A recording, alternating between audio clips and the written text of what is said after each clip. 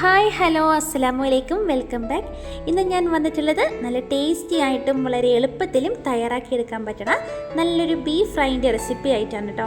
ഞാനിവിടെ ചോറിൻ്റെ കൂടെയും ചപ്പാത്തിൻ്റെ കൂടെയൊക്കെ ആണെങ്കിലും പൊറോട്ടേൻ്റെ കൂടെയാണെങ്കിലും ഏറ്റവും നല്ല ടേസ്റ്റി ആയിട്ട് നമുക്ക് കഴിക്കാൻ പറ്റും ഈ ഒരു റെസിപ്പി. ഞാനിവിടെ അധികം മസാലയൊന്നും ചേർക്കാതെ വളരെ സിമ്പിളായിട്ട് തയ്യാറാക്കിയെടുത്ത നല്ലൊരു ബീഫ് ഫ്രൈ ആണ് കേട്ടോ. ഞങ്ങളുടെ നാട്ടിൽ ബീഫ് ഫ്രൈ പല രീതിയിലും തയ്യാറാക്കാം. നമുക്ക് ബീഫ് കിട്ടിയിട്ടുണ്ടെങ്കിൽ നമ്മൾ വ്യത്യസ്തമായ രുചികളിൽ നമ്മൾ റെസിപ്പീസൊക്കെ തയ്യാറാക്കിയെടുക്കും. എന്നാൽ ഇത് നിങ്ങൾ എന്തായാലും ട്രൈ ചെയ്ത് നോക്കണം, നല്ല ടേസ്റ്റാണ് കേട്ടോ. അപ്പോൾ ഇതിൻ്റെ ഡീറ്റെയിൽസ് ഒന്നും മിസ്സാവാതിരിക്കാൻ എല്ലാവരും വീഡിയോ സ്കിപ്പ് ചെയ്യാതെ തന്നെ ഒന്ന് കണ്ടേക്കണം കേട്ടോ. അപ്പോൾ നമുക്ക് വീഡിയോയിലോട്ട് പോകാം. അതിനായിട്ട് ഞാനിവിടെ മിക്സിയുടെ ജാറിലേക്ക് ഇഞ്ചി വളരെ ചെറുതായിട്ടൊന്ന് കട്ട് ചെയ്തത് ഇതിലേക്ക് ചേർത്ത് കൊടുക്കുന്നുണ്ട്. ഇഞ്ചി ഇതേപോലെ തൊലിയൊക്കെ കളഞ്ഞതിന് ശേഷം ചെറുതായിട്ടൊന്ന് കട്ട് ചെയ്തിട്ട് അത് ഞാനിവിടെ മിക്സിയുടെ ജാറിലേക്ക് ചേർത്ത് കൊടുക്കുന്നുണ്ട്.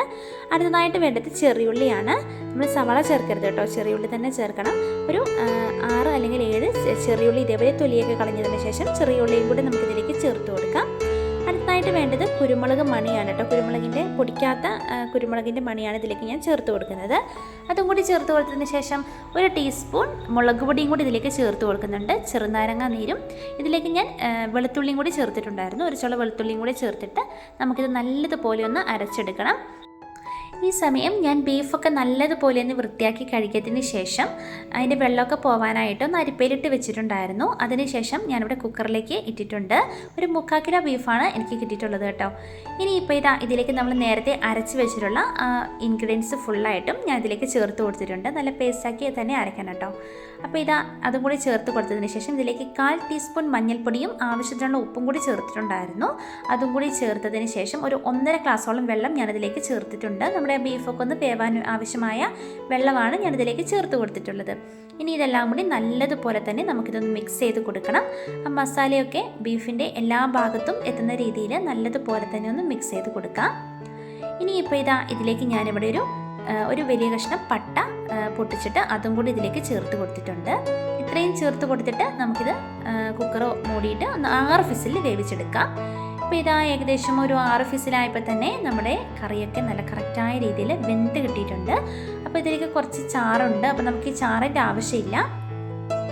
ചാറ് ഫുള്ളായിട്ടും വറ്റി നമ്മൾ ആ ബീഫിലേക്കൊന്ന് പിടിച്ച് വരുമ്പോഴാണ് ഈ ഒരു കറിക്ക് നല്ല ടേസ്റ്റ് ഉണ്ടാകുന്നത്. കാരണം ഞാൻ ഈ കറിയിലേക്ക് മല്ലിപ്പൊടിയോ അങ്ങനത്തെ ഒന്നും ചേർത്തിട്ടില്ല. അതുകൊണ്ട് തന്നെ ഇനിയിപ്പോൾ ഞാനൊരു പാത്രം അടുപ്പത്ത് വെച്ചിട്ടുണ്ട്. അതിലേക്ക് ഞാൻ 2 ടേബിൾ സ്പൂൺ വെളിച്ചെണ്ണയാണ് ചേർത്ത് കൊടുക്കുന്നത്. വെളിച്ചെണ്ണ ചേർത്ത് കൊടുത്തതിന് ശേഷം നമുക്കിതിലേക്ക് വെളിച്ചെണ്ണ നല്ലതുപോലെ ഒന്ന് ചൂടായി വരുമ്പോഴത്തേക്കും കുറച്ച് കറിവേപ്പില ചേർത്ത് കൊടുക്കുന്നുണ്ട്. കറിവേപ്പില ചേർത്ത് കൊടുത്തതിന് ശേഷം നമ്മൾ നേരത്തെ വേവിച്ച് വെച്ചിട്ടുള്ള നമ്മുടെ ബീഫിൻ്റെ ചാറോട് കൂടി തന്നെ നമുക്കിതിലേക്ക് ചേർത്ത് കൊടുക്കാം. ഇനി നമ്മൾ ഈ ചാറ് നമ്മൾ ഫുള്ളായിട്ടൊന്ന് വറ്റിച്ചെടുക്കണം. നമ്മൾ ഈ എണ്ണയിലിട്ടിട്ട് നല്ലതുപോലെ ഒന്ന് മിക്സ് ചെയ്ത് കൊടുക്കാം. ഹൈ ഫ്ലെയിമിൽ വെക്കരുത് കേട്ടോ, നമ്മളൊരു മീഡിയം ഫ്ലെയിമിൽ വെക്കണം. കാരണം ഹൈ ഫ്ലെയിമിൽ വെച്ചാൽ അടിഭാഗമൊക്കെ കരിഞ്ഞാൽ ആ കറീൻ്റെ ടേസ്റ്റ് അങ്ങ് മാറിപ്പോകും കേട്ടോ. ഇനി നമുക്കിത് നല്ലതുപോലെ തന്നെ ഒന്ന് മിക്സ് ചെയ്ത് കൊടുക്കണം. ഇപ്പോൾ ഈ എണ്ണയിൽ കിടന്ന് നമ്മുടെ ഈ ചാറൊക്കെ നല്ലതുപോലെ ഒന്ന് തിളച്ച് വരുന്നുണ്ട് കേട്ടോ. ഇങ്ങനെ ഈ തിളച്ച് വരുന്ന സമയത്ത് നമ്മളെ ആ ചാറൊക്കെ ഒന്ന് വറ്റി നല്ലൊരു ടേസ്റ്റ് തന്നെയായിരിക്കും.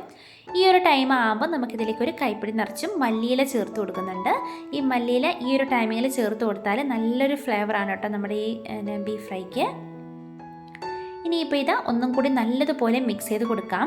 ഇനി നിങ്ങൾക്ക് നല്ലതുപോലെ ചാറൊന്നും വറ്റണ്ട, ഈ ഒരു രീതിയിൽ വേണമെങ്കിൽ നമുക്ക് ഈ ഒരു ടൈം ആകുമ്പോൾ ഫ്ലെയിം ഓഫ് ചെയ്യാവുന്നതാണ് കേട്ടോ. പക്ഷേ ഈ ചാറൊക്കെ വറ്റി ആ എണ്ണയൊക്കെ തെളിഞ്ഞ് വരുന്ന ടൈമിങ്ങിലാണ് നമുക്ക് ഈ ഒരു ബീഫ് ഫ്രൈക്ക് നല്ല ടേസ്റ്റായിട്ട് ഉണ്ടാകത്തുള്ളൂ. ഇപ്പോൾ ഏകദേശം ചാറൊക്കെ ഒന്ന് വറ്റി എണ്ണയൊക്കെ തെളിഞ്ഞ് വരുന്നുണ്ട്. നമുക്ക് ഒന്നും കൂടി നല്ലതുപോലെ മിക്സ് ചെയ്ത് കൊടുക്കണം. നമ്മൾ ഈ കറിയിലേക്ക് അധികമായിട്ടും ചേർത്തിട്ടുള്ളത് കുരുമുളകാണ്. അപ്പോൾ ആ കുരുമുളകിൻ്റെ ഫ്ലേവർ നല്ലൊരു ടേസ്റ്റാണ് കേട്ടോ നമുക്ക് ഈ കറിക്ക് തരുന്നത്.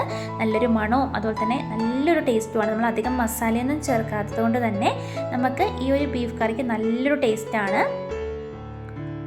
നമ്മൾ ഓവറായിട്ട് മസാല ഇട്ടിട്ട് വെക്കുന്നതിനേക്കാളും ടേസ്റ്റ് നമ്മൾ ഇതുപോലെയൊക്കെ തയ്യാറാക്കിയിട്ടുണ്ടെങ്കിൽ നമുക്ക് ഹെൽത്തിനും നല്ലതാണ്. അതുപോലെ തന്നെ കുട്ടികൾക്കൊക്കെ ആണെങ്കിലും അധികം എരിവൊന്നും ഇല്ലാതെ തന്നെ നമുക്ക് നല്ലതുപോലെ തന്നെ കുട്ടികൾക്കൊക്കെ കൊടുക്കാൻ വേണ്ടി പറ്റും. അല്ലെങ്കിൽ ചില ടൈമിങ്ങിൽ നമ്മൾ കുട്ടികൾക്കൊക്കെ കറി വെച്ച് കൊടുത്തു കഴിഞ്ഞാൽ കഷ്ണമൊക്കെ കഴുകിയിട്ടൊക്കെയാണ് കുട്ടികൾക്ക് കൊടുക്കുന്നത്. കാരണം എരിവൊക്കെ ഇതാകുമ്പം അത്യാവശ്യം എരിവും എന്നാൽ കഴിക്കാൻ നല്ല ടേസ്റ്റും ഉണ്ടാവും. ഇപ്പോൾ ഇതാ നമ്മുടെ ചാറൊക്കെ ഒന്ന് വറ്റി നല്ല കറക്റ്റായ രീതിയിൽ തന്നെ നമുക്ക് ഇവിടെ തയ്യാറാക്കി എടുക്കാൻ വേണ്ടി പറ്റിയിട്ടുണ്ട്. അപ്പോൾ ഞാൻ ഈ ഒരു ടൈമിംഗ് ആയപ്പം ഫ്ലെയിം ഒന്ന് ഓഫ് ചെയ്തിട്ടുണ്ടായിരുന്നു. ഇനി ഞാനിത് കഴിക്കാനായിട്ട് ഒരു പാത്രത്തിലേക്ക് മാറ്റുന്നുണ്ട് കേട്ടോ. അപ്പോൾ നമുക്ക് ബീഫ് കാണുമ്പോൾ തന്നെ അറിയാം നല്ല ടേസ്റ്റ് ആയിട്ടുണ്ടാവും കേട്ടോ. നമ്മുടെ ആ എണ്ണയൊക്കെ ഒന്ന് തെളിഞ്ഞ് കറീൻ്റെ ആ ഒരു ചാറൊക്കെ വറ്റിക്കഴിഞ്ഞപ്പോൾ തന്നെ നല്ലൊരു ടേസ്റ്റാണ് കേട്ടോ. നമ്മുടെ ആ കുരുമുളകിൻ്റെയും മല്ലിയിലേൻ്റെയും ഒക്കെ ആ ഒരു ഫ്ലേവർ കേട്ടോ, നല്ലൊരു ടേസ്റ്റാണ്. ഞാനിതിലേക്കൊരു കറുകപ്പട്ട ഇട്ടിട്ടുണ്ടായിരുന്നു, അതെല്ലാവരും സ്കിപ്പ് ചെയ്യാതെ തന്നെ ചേർക്കണം കേട്ടോ. അത് ചേർക്കുമ്പോഴാണ് നല്ലൊരു ടേസ്റ്റ് നമുക്ക് ഈ കറിക്ക് കിട്ടുന്നത്. അപ്പോൾ ഇതാ നല്ല ടേസ്റ്റി ആയിട്ടുള്ള നമ്മുടെ ഈ ഒരു ബീഫ് ഫ്രൈ ഇവിടെ റെഡി ആയിട്ടുണ്ട്. എല്ലാവരും ഇതുപോലെ ഒന്ന് തയ്യാറാക്കി നോക്കണം കേട്ടോ. ഏറ്റവും ടേസ്റ്റ് നമുക്ക് കപ്പയുണ്ടെങ്കിൽ കപ്പേൻ്റെ കൂടെ കഴിക്കാനൊക്കെ അടിപൊളിയാണ് കേട്ടോ. അപ്പോൾ വളരെ എളുപ്പത്തിൽ തയ്യാറാക്കാൻ പറ്റുന്ന നല്ലൊരു ഈസി റെസിപ്പിയാണ്. എല്ലാവരും വീട്ടിൽ ഇതുപോലെ ഒന്ന് തയ്യാറാക്കി നോക്കിയതിന് ശേഷം നിങ്ങൾക്ക് ഇഷ്ടപ്പെട്ടിട്ടുണ്ടെങ്കിൽ നിങ്ങളുടെ ഫ്രണ്ട്സിനും ഫാമിലിക്കൊക്കെ ഒന്ന് ഷെയർ ചെയ്ത് കൊടുക്കാൻ മറക്കരുത്. കൂടെ എൻ്റെ ഈ ചാനൽ മറക്കാതെ ലൈക്ക് ചെയ്യാനും ഷെയർ ചെയ്യാനും സബ്സ്ക്രൈബ് ചെയ്യാനും മറന്നു പോകരുത്. സബ്സ്ക്രൈബ് ചെയ്തതിന് ശേഷം തൊട്ടടുത്തുള്ള കുഞ്ഞ് ബെല്ലൈക്കണും കൂടി ഒന്ന് പ്രസ് ചെയ്താലേ ഞാനിടുന്ന ന്യൂ വീഡിയോസൊക്കെ നിങ്ങൾക്ക് നോട്ടിഫിക്കേഷനായിട്ട് വരുന്നതായിരിക്കും. അപ്പം എല്ലാവരും മറക്കാതെ ഈ ഒരു റെസിപ്പി ട്രൈ ചെയ്യണം. നിങ്ങൾക്ക് ഇഷ്ടപ്പെട്ടാൽ നിങ്ങളുടെ വിലയേറിയ ഫീഡ്ബാക്ക് അറിയിക്കാൻ നിങ്ങൾ പ്രത്യേകം മറക്കരുത്. നിങ്ങളുടെ ഫീഡ്ബാക്ക് കാണുമ്പോഴാണ് ഇതുപോലുള്ള നല്ല നല്ല റെസിപ്പികളൊക്കെ ഒന്ന് ട്രൈ ചെയ്ത് ഞങ്ങൾക്ക് ഇതേപോലെ വീഡിയോ ഒക്കെ അപ്ലോഡ് ചെയ്യാനുള്ള നല്ലൊരു പ്രചോദനം ഉണ്ടാകുന്നത് കേട്ടോ. അപ്പം ഇനിയും ഇതുപോലുള്ള നല്ല വീഡിയോയുമായിട്ട് കാണാം. Bye bye.